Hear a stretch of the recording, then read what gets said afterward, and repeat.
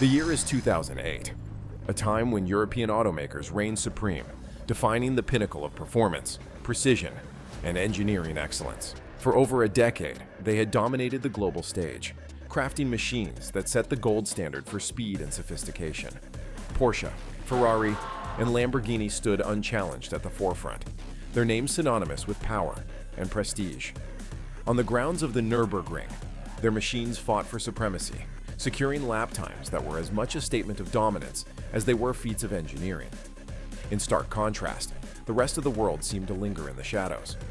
The once proud Japanese performance segment, which had flourished in the 1990s with legends like the Toyota Supra, Mazda RX-7, and Nissan Skyline GTR, were gone.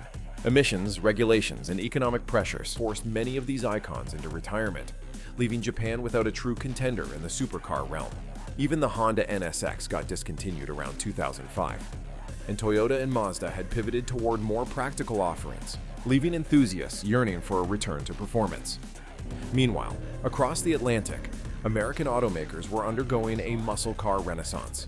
The Ford Mustang continued to carry the torch, while the Camaro, Charger, Challenger, along with an entire list of nameplates, were nowhere to be found. The few ones that remained, like the Pontiac GTO, made a brief return in 2004, though its underwhelming reception highlighted how far the muscle car had drifted from its golden age.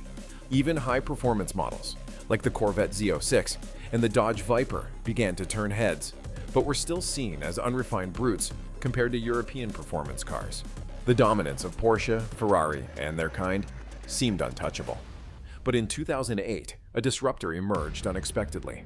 Nissan, a brand that is now better known for family sedans and affordable cars, unveiled a car that would shake the very foundations of the automotive hierarchy, the GTR R35.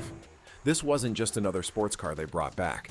It was a technological marvel, a machine engineered not to compete, but to dominate.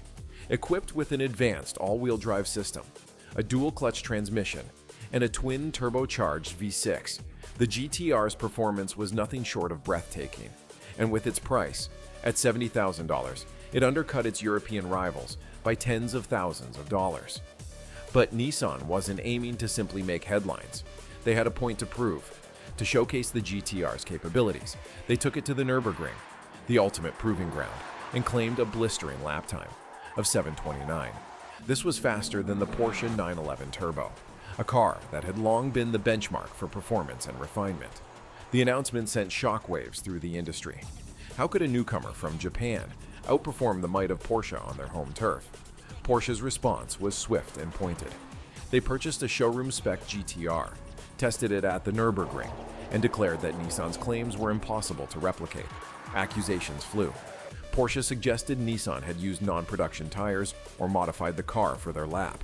Nissan, unshaken, fired back with confidence. They stood firmly by their claim, emphasizing that the lap was achieved using a production-spec GTR, equipped with road-legal Dunlop SP Sport tires. To further support their position, Nissan invited journalists to test the GTR themselves at the Nürburgring, showcasing the car's capabilities under independent observation. This transparency, combined with the GTR's continued strong performance in other tests, helped validate their achievement and silence much of the skepticism. Nissan even suggested that Porsche's drivers might benefit from driving lessons to fully exploit the GTR's capabilities. Pretty bold, right? This was more than just a dispute over a lap time. It was a clash of cultures and philosophies. Porsche represented decades of tradition, precision, and incremental refinement. The 911 Turbo was a result of countless evolutions, a car honed to excellence over generations. Nissan's GTR, on the other hand, was a revolution. It used cutting-edge technology to achieve results that many thought were impossible at its price point. It was a challenge to the established order, a declaration that the rules of the game were changing. The controversy only added to the GTR's mystique. It wasn't just a car, it was a statement. For the first time in years, a Japanese automaker had stepped into the ring and delivered a knockout punch to the European elite. And it wasn't just enthusiasts who took notice.